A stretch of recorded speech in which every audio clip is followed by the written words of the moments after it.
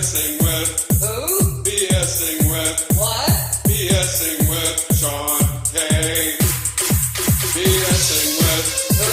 BSing with what? BSing with Sean K. BSing with who? BSing with what? BSing with Sean K. Hello everybody, welcome to another episode of BSing with Sean K. I'm your host, Sean Kneese. The K is silent. And this is episode 92.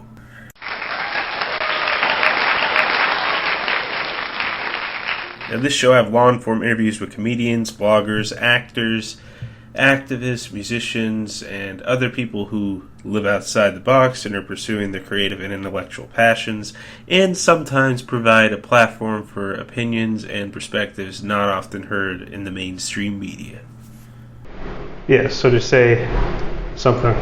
Say something, something, something, say something, something. Something. Hey, did you hear that something? Yeah, that was interesting. So something. Yeah. And in this episode, I'm going to play you a conversation I had with Danette Rodriguez. She's a stand-up comedian who I met at the Triple Crown.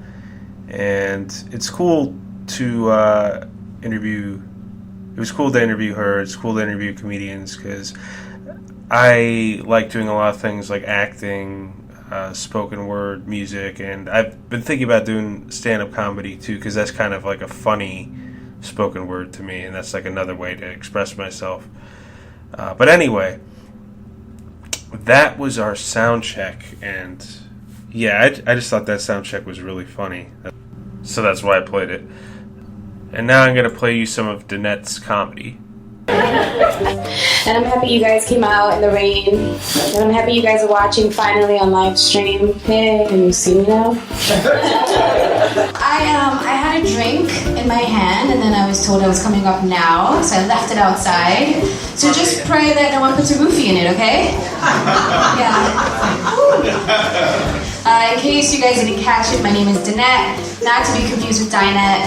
It's just a furniture set.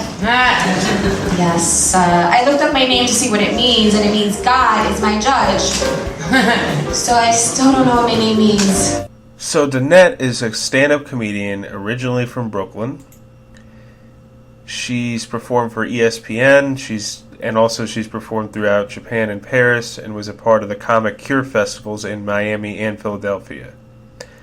And like I said, I saw her perform at the Triple Crown Theater, where I do improv a lot. And she's very authentic with her comedy. She goes into a lot of personal things about herself. And I like it when comics go deeper and are honest with their comedy. And, you know, you really get a sense of who they are and their story and everything. And anyway, we got into an interesting conversation, so I hope you enjoy it, and here it is. Okay, so it's Sean K. and Danette Rodriguez, BSing, with Danette, Dinette. That's what you would say. Yeah. Right, yeah. Mm-hmm. Yeah. I actually haven't heard that word, Dinette, so I don't think I... Really? Yeah, I don't think I confuse it. It's a furniture set. Oh, really? Yeah. My brother Yeah. John actually was the one that called me out on that. He's like, I don't think Mom's planning on keeping you. What kind of name is Danette? Was she thinking about furniture? So I was like, what? Yeah. Oh, but you're a comedian from Yes. Brooklyn. I am originally from Brooklyn, yes. And you also act, but that's not... I started acting, as another form of, it's another platform to express. I guess tell us about your journey. How did you first become interested in stand-up comedy? I've always listened to comedy. I've always watched it growing up, and I love it. And the first club that I went to was Caroline's. So I've always had comedy in my life, but I started dating a comic, and he inspired me to share my poetry. Because I would see him like go to mics and like do shows and like hear about his anxiety, and it was kind of empowering. It was like, oh wow, this is what you do. So I took that and I started to go to do open mics for poetry. And what I discovered was that people were laughing at my poetry, which is typically talking about like heartbreaks and like sadness, but people were laughing. So it was kind of like, oh, cool, we're connecting, but why are they laughing at my pain? Okay, like, so then I kind of started doing the open mics for comedy. Yeah, I mean, that's, I guess a lot of comedy is kind of poetry in a way, or like, Sure. yeah, there's like a darker like side to comedy too. Like it's a way to like make light of Yeah, like for things sure. you might be going through. Or, Yeah, it's Yeah. it's very cathartic. And so, how would you describe your style of comedy? What topics do you usually talk about? It's pretty dry, sarcastic, ridiculous. I like doing ridiculous. Sometimes I'm trying to like lean towards that, but it's me, which I'm really dry and sarcastic. The topics that I've been talking about are my family, being the oldest of 5 kids, growing up in Brooklyn and Queens and the Bronx. Travel, like I travel a lot, so I've been sharing those stories. Yeah. So Yeah. life, talking about life. Yeah, and were there any stand-up comedians that inspired you in particular? I've always inspired me, no, but I am trying to get better. So I've actually started doing research on comics that I admire. So I look up interviews with like Anthony Jeselnik because he's super dark, which I love. Tosh.0 or Steve, what's his name? Oh my God, Tosh. Tosh, yeah, 2.0. Daniel Yeah, Tosh. the one that has Daniel Tosh. he has this show. Yeah. Jerry Seinfeld. I like Tom Segura. Really dark comics and just see what their life in comedy is like. And then, I guess just more like raw kind of comedy. Yeah. well, most comics are raw, but it depends on what they're talking about, right? Yeah. With Anthony, yeah, he had persona of like overly confident, really like dark, like fucked up things. Can we curse on this? Yeah. Like he talks about child abuse and like pedophile. Like it's just really dark. But he's bringing it up, but he's also making fun of it, and we're laughing. It's really radical how he does that. Yeah. And what was it like for you, like performing stand-up for the first time? It was nerve-wracking. How long have you been doing improv? Over a year. Yeah. Oh, okay. Yeah, I'm on the Sunday Night House team now, so I mostly just do it Sundays. Okay. Yeah. Yeah. So it's just it's an adrenaline rush. It's like a lot of energy and it's scary and it's frightening. But then once you get on stage, it kind of all like dispels. So it's like a rush. It's an addiction actually. Jumping. Yeah, out just of the plane. rush of like being on stage and Yeah. performing. Yeah. So has your comedy changed from when you started, or? I hope so. Otherwise, I would be in trouble. Yeah. Like you just learn how to manage your nervous energy. You learn how to deal with different audiences. Like through experience, you just get more comfortable in your own skin and in your own voice. So yeah, it's getting there. Yeah. And what have you learned like about what works or doesn't work? I learned never to say the N-word on stage. That doesn't work, coming from a woman of my skin complexion. I've learned not to, for me anyway, not because it's not my style, but like not to open up with too much of a gross, like, I just learned certain things that work for me. I don't know. Yeah. Like nobody likes to see someone that on stage that is not confident, because it makes them feel uncomfortable and awkward. So like the more confidence you have, the better the audience feels. Yeah, they pick up on your energy. Yeah. And, like the way you deliver the jokes too. Yeah. Because like if you're nervous and scared or kind of like even if you see a comic that's like unsure, like self-defeatist, it's very uncomfortable. You kind of want them to get off the stage already. But then you applaud them when they just own that. Like, oh man, like what am I doing right now? And then people will laugh like, yeah, like what are you doing right now? And that connects them in the moment. So like kind of pointing out like what you The do. realness, the truth, yeah. Yeah. Yeah, comedy's all about truth, but then exaggerating it. Yeah, because I've seen comedians say stuff like, "Oh, I bombed that joke." Yeah. Yeah. Yeah. And then like in that moment, it's everybody's like, "Yep, you did," and there's like this communion of, "All right, now tell me something better." I guess, like, what's it like being a woman in comedy? That's funny. It's well, you get questions like that asked. But okay, so it's interesting. For example, if I see a guy and I want to talk to him about comedy, it's interesting because a guy will think two things I've noticed. Either, oh, she's into me, which is not the case, I just want to talk shop.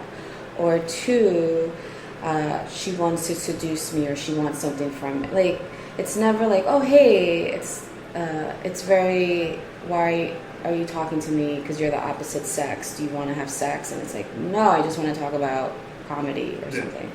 So that's what I found. With women, that doesn't happen. With women, it's more like, yeah, like this is what we're doing, you know. So they treat you different. It's they treat me different. Yeah. They do, yeah. And are there a lot of, like, female comics that you admire? There's a lot of wonderful female comics. Yeah, there's a lot. I love Ali Wong. I like Amy Schumer. A lot of people don't like her. I don't know why. I like her. She's someone that I watched when I was sitting home watching TV. Michelle Buteau. There's a lot of Phoebe Robinson. So many cool comics. Oh yeah. What has your experience been like with the New York comedy scene, I guess?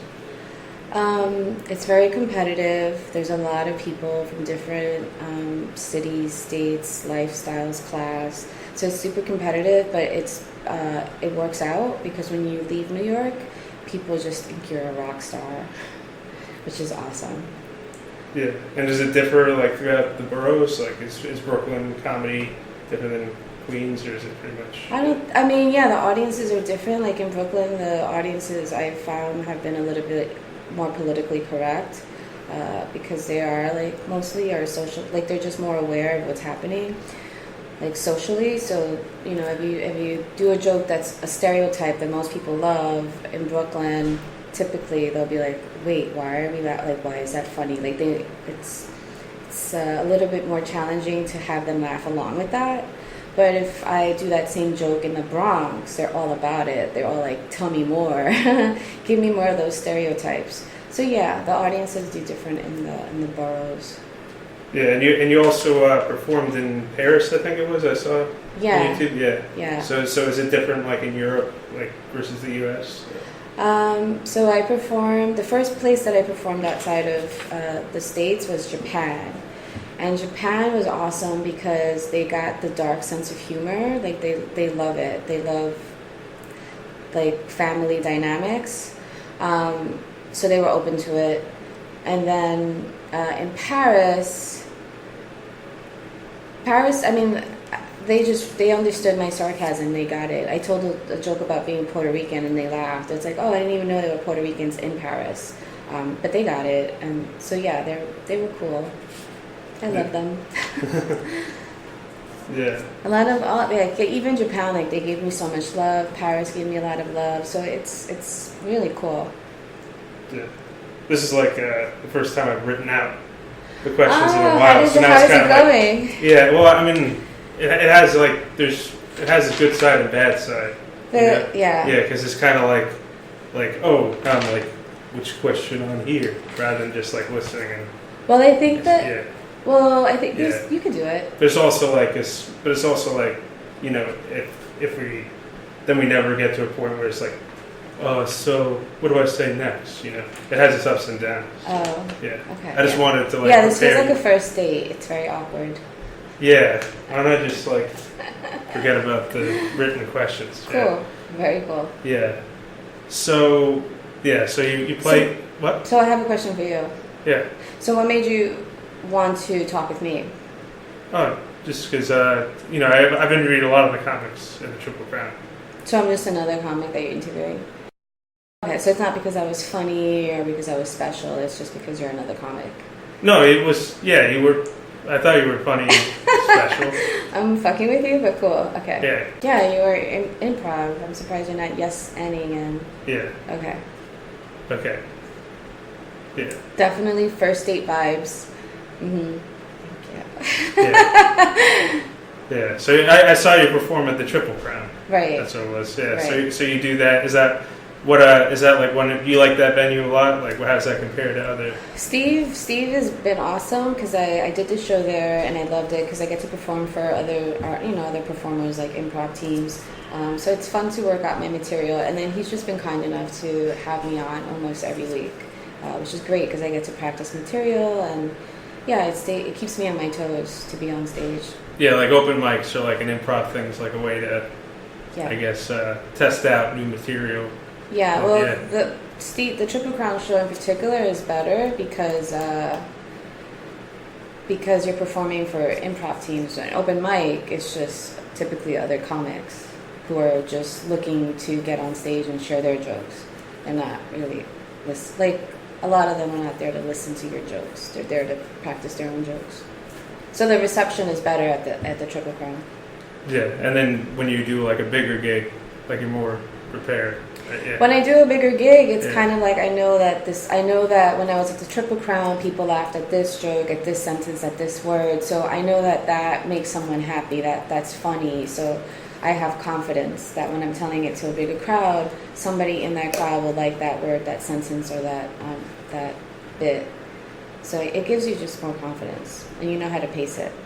Yeah, and so like what shows have you been doing recently? Like, yeah, what do you have planned? I guess. I like how you're like, let me try to remember my questions. Yeah. Very good, very good. So I performed at the Bound Shelter comedy show this past Thursday. I have a show coming up at New York Comedy Club. I have another show coming up at QED. I'm performing everywhere. The QED show is actually going to be interesting because it's going to be performed in Spanish. So I think that's more people. I'm just going to perform based off my crazy personality, like my weird personality, because it's different. So that'll be interesting. But all my shows, they're on my websites, and social media. Yeah. And I think you did a show with April, right? Because With I April? had her on recently. The Yeah. puppeteer, the one that she has like Mr. Tramp. Oh yeah. Yeah, the puppets. Yeah. Yeah, she's awesome. Yeah, Yeah. we did a show together at Broadway Comedy Club. I actually had a fever that day, and and there was someone that I knew in the audience. So that was really crazy because I wanted to do a good show, but I was feeling ill. Then I wanted to perform new material, but there was someone I knew in the audience. So there was a lot happening. And I remember I was talking to another comic, and he's like, just go out there and kill. And I'm like, oh, yeah, okay, that's what I want to do. And I remember I went downstairs to like write my notes. I'm like, all right, get this shit together. And they were playing some salsa music, and it was so good. And I could tell the bartender wanted to dance. So at some point, I went up to the waiter, who's also a comic, and I was like, let's dance. And he's like, okay. And he couldn't really dance. And then the bartender was like, let me dance. And we did this little salsa bit, and it was such good energy that when I went upstairs, everyone told me I did a great job. And I think it was because I took that energy and I threw it up there. Nice. So that, I guess that was like one of your favorite recent. Recent, yeah. And April was there. Yeah, it was cool. What's like your goal with your comedy? Like where you one day want to be? Have more sit downs with you. No. Just to go. I would like to be on the road more, and I would like to perform more, and I'd like to do like TV work. Write more, maybe write for TV. It's a lot. I have a lot of goals. I just have to like focus and make it happen. Yeah, just like Zoom one in. track. Yeah. Yeah, because there's so many plates. Like if you want to perform on the road, well then you have to like start strategizing what cities you're gonna go to, like how much is it gonna cost. If you want to write for television, then you have to submit scripts, and you have to pitch. And if you want to be on TV, then that's like a whole other. So yeah, it's a lot, but it's all in the same vein of performing and connecting with people. Yeah, I'm trying to like expand this a bit. I'm also doing the acting. That's awesome. I do the voice acting. A too. voiceovers. Like different voice. That's awesome. Like different characters. Yeah. Like the guy who talks like this kind of, and he's like, hey, you're kind of like interfering with my business here. Yeah. Or I have a couple other like characters I do. What's your favorite character? Well, I do like this old. My mother's side's like actually like Brooklyn Jews and Oh, cool. stuff. Yeah, but there's this one character. It's like an old Jewish guy. Who he's like, well, I talk like this. My name is Melvin. Oh, don't. Yeah. I've met a guy like that before. Yeah. Well, we talk kind of like. Yeah. Talk Typically like older. this. Yeah. And, I don't get out much these days, but, it's very tiresome for me. Wow, Yeah. that's cool. I like that. Yeah. Do I have a Jewish accent? I used to. We have date a one Brooklyn Jew- accent, I guess. Yeah. Is that Brooklyn? Yeah, I guess, right? Yeah. Well, I have a Jewish accent. You do? Are you? Yeah. Am I Jewish? Sometimes. It depends on who you ask. Okay. No, I'm not. Okay. No, I had 2 Jewish boyfriends, and being around their families helped me pick up on their accent, which makes my friends laugh and love. But I haven't been around them in a while, so I can't. It's not as sharp. Yeah. I guess there's like a slight difference in like a Long Island accent or like a Brooklyn. Like a Long Island Yeah. Jewish or in a Brooklyn Jewish? Yeah. Or like Long Island anything or like Brooklyn accent. Sure, Queen yeah. accent. But it's like because they wanted me to do a Long Island accent for this one audition. Yeah. So I was trying to like see what the difference was. Right, that's so cool. Right, and that's like you gotta focus and you gotta research, and that takes work. Yeah. And Yeah. when you finally bring it to the audiences, they're like, "Oh, that looks so simple and easy," but meanwhile you had to do all this research, right? Yeah. Exactly. Are you present right now? Yeah. Are you? Okay. Yeah. Why I look like in La La Land? You look like you're like in the future. Maybe a little bit. Okay. Like Let's a be future present. Let's past. be present Let's be together. present. Yeah. Yeah. Yeah. You're into that like mindful stuff. Yeah. Yeah. Who else? Peter Wong is into the present. He's a person I had a conversation with about that. Was Peter Wong? He's not the one that performed at the Triple He Crown, was performs there often. Yeah.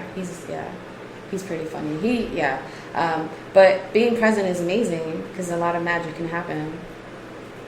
Yeah. Just being in the present. Yeah. Well, that's why I didn't want to like map it out too Well, much. I mean, you could literally Yeah. like pick up the paper, read the question, and like be in the present as you're reading the question Yeah. versus thinking But like about. I actually haven't written questions in years. Usually it's just kind of off. All right, well, Okay. whatever. This is your podcast. You do. Yeah.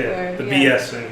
The BSing. Yeah. But now we're BSing more than I put down the script. Oh, so are we lost in C, or are you gonna No, I get think us back to? I think it's better. Like Yeah, because it's more natural, yeah. right? Rather than just like, so what is your biggest passion? But it's good to have that too, right? Yeah, to have it to fall back on. In case you're like, where's this? Or she's like, she or he is so boring. Let me get a conversation. Do you have advice for other aspiring comedians? Do you want to be a comedian? Do you want to do stand-up? I mean, it's something I've considered doing maybe. How long have you been considering it? Like maybe like the past year or so. I mean, I want to do I do music too. Oh, right. Then we had Yeah. that. We talked about that. I do music, acting, the podcast, Right. writing. I do like the spoken word Right. stuff, but I mean, I've done spoken words, so I feel like if I did stand up, it would just be like a funny spoken word. Yeah, we probably would love it. Yeah. Just do it. Just do it. I recently been looking at interviews with actors, and I don't remember who said it, which is a shame, but it'll probably come to me after I leave here. But it was sort of like, if you want to act, just act. Like, do sketches. Like, just do it. Whatever. Like, so if you want to do stand-up, just get up on stage and do stand-up. Like, there's nothing to it. Yeah, Just you might as do well it. just like try doing. Yeah, What do you and think? they came from like this place of like actors. They pay for acting classes, and then they're trying to get auditions, or they're not getting big jobs, and so then they start to feel bad for themselves. And the idea was like, well, act. Like, you can pick up a script and read it out loud. Like, you're in it. Like, just be the actor that you want to be. Just be it. Which I was like, oh yeah. Yeah, and then it's about like kind of like listening to the other lines, like, and not thinking about your line. Yeah, What are you gonna and say? Yeah. what that is just you're practicing. You're like, yesterday I had an audition for a movie that they're filming, and my role was to be a dominatrix, or to be a woman that went into a dominatrix. And at first I saw it and I was like, oh, this looks interesting. And then they called me back for the audition, and I was like, oh, cool. I was so excited.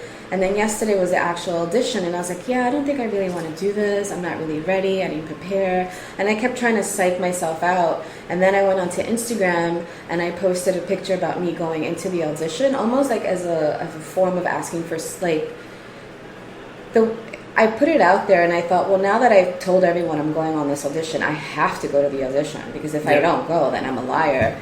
So I went ahead and I went into the audition, and for me, I was like, okay, I'm doing it. Like, this is part of being an actor, is going to auditions, and if you get it or not, awesome. Obviously, you want to get it, but that's part of the process. Yeah, just like and enjoying the audition too, because I did like a play callback recently, and I didn't get the part, but I still enjoyed like doing for the House on Haunted Hill. Okay, yeah. Yeah, that's so cool. And then also, like, what I learned from yesterday's experience was, like, to just fucking be prepared. Like, I took it for granted that I got a call back, and I was like, oh, cool. And then I literally didn't look at the script until the day of. So I was like, okay, I probably would have had a higher chance of getting it. I mean, I don't know if I got it, but they usually tell you right away, don't they? Yeah, but they also let you know, like, they let me know, like, that they weren't going to use me for that, too. Oh, really? They told you right then and there? Yeah. Oh, that was kind of them. Yeah. They didn't tell me that, so. Yeah. But I've been doing like a lot of voice acting auditions. Yeah. But then there was that one agency that reached out to me ended up being fake, the Idiom. That sucks. Yeah. How did you find out it was fake? I Googled it, and it was like on this like article about like voiceover scams. They usually don't contact you, so. Right. Yeah. That's terrible. Yeah. Yeah.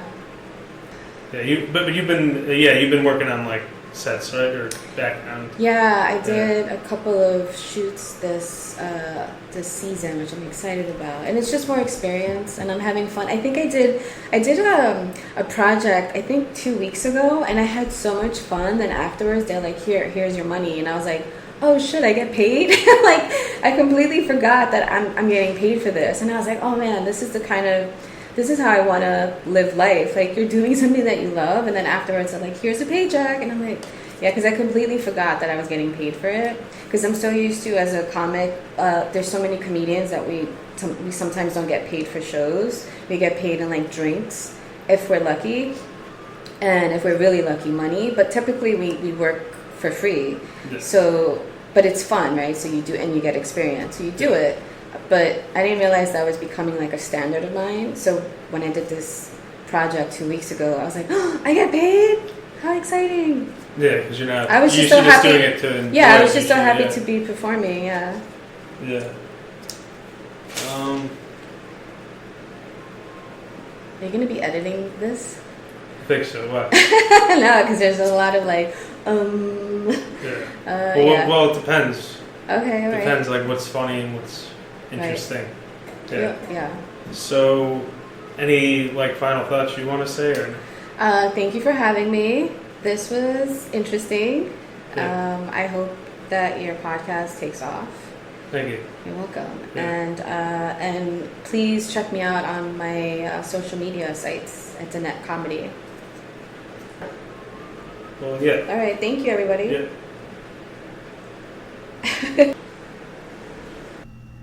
All right, so that was the interview, and I hope you found it entertaining or enjoyed it.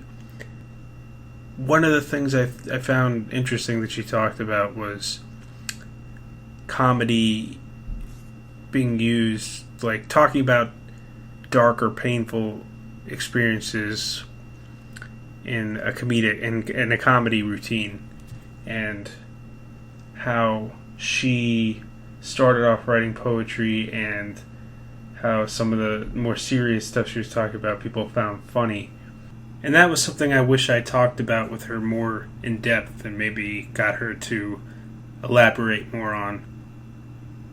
I definitely can relate in a way to what that, because what she was saying, because I know sometimes I've written stories or I've written scripts, and they were serious in my mind when I wrote them, and then I showed them to a friend or whatever, and then they found it funny, and I'm like, oh, well, I'm glad you enjoy it, but I didn't realize it was funny, Or sometimes the opposites happen. I've written something that I thought was funny, and people are like, "Oh wow, that was very intense." You know, it's once you create something, it's like out of your hands, and it's not always going to be interpreted the way you originally thought people would. One of the things I've been struggling with since I've started this show is finding a balance between having an interview with somebody and being a good interviewer and having a fun conversation with them and getting into an interesting conversation with them, because the podcasts I'm influenced by aren't really pure interview podcasts. Like, the person's brought out and it's an interview, but it's also a back and forth. You learn about the interviewer too. It's a conversation. It's BSing. That's why I call it BSing with Sean K. In the beginning, I did a lot more of a formal interview, and I would write out questions, and then I started getting more spontaneous with it as the show went on. And I think I talked about wanting to go in a more spontaneous direction with this show. But so after a while, I stopped writing questions, and I would just research who I was interviewing very thoroughly, and just have in my mind what I was going to ask, but adapt to what the person was saying more, and just listen and add more to what they're saying. Because I feel like when you're reading a list of questions, you're not listening to what the person's saying as much. You're thinking about what you're going to say next. And this time I tried to find more of a balance with that, and I wrote out a list of questions, so if we got stuck in the conversation, we had something to fall back on to always talk about. But I just kind of had it in my hand. I didn't put it down. And one of the things I've learned in improv is if something's awkward in a scene or something doesn't make sense in a scene, call it out, and make a joke about it. And that's what I was doing. I was kind of calling out the elephant in the room. I think my friend, he told me, you're getting there, man. You're getting close to finding that balance and finding your voice with this show. That's about all I have to say. You can check out more episodes of BSing on iTunes and Spotify, and look up Danette Comedy and check out her stuff. And yeah, I'll be back with the next episode. BSing with who? BSing with what? BSing with Sean K. BSing with who? BSing with what? BSing with Sean K. BSing with